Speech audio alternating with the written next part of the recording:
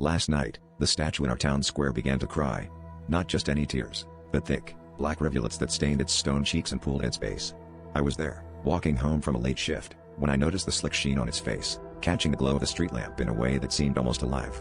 It was as if the statue was desperately trying to communicate something, a warning perhaps. By morning, the entire town had fallen into an eerie silence, as if the very air had been sucked out. People stayed indoors, their curtains drawn, whispers of old legends about the statue's curse spreading like wildfire. I should have left town immediately, but something compelled me to stay. As a journalist, I'm drawn to mysteries, and this one had all the makings of a front-page story. I spent the day interviewing locals, their voices hushed and eyes darting toward the square with each question. An old woman, her hands trembling, recounted the tale of a pact made centuries ago between the town founders and an entity that promised prosperity in exchange for silence. The statue, she said, was the seal of that pact, and its tears were a sign that the deal had been broken. I laughed it off then, attributing it to small-town superstition, but a nagging unease settled in my gut. Night fell, and I found myself drawn back to the square.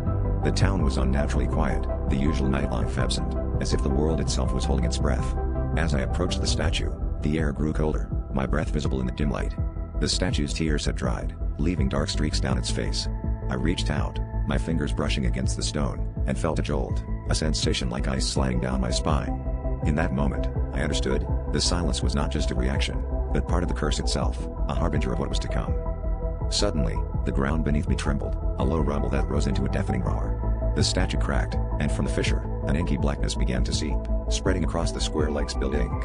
The silence was shattered by an ear-splitting scream, not from the statue, but from within me, a fear so intense it felt like my soul was being wrenched from my body.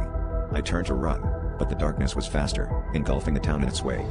As everything faded to black, a single, chilling thought echoed in my mind: the pact was broken, and now the town, and I, would pay the price.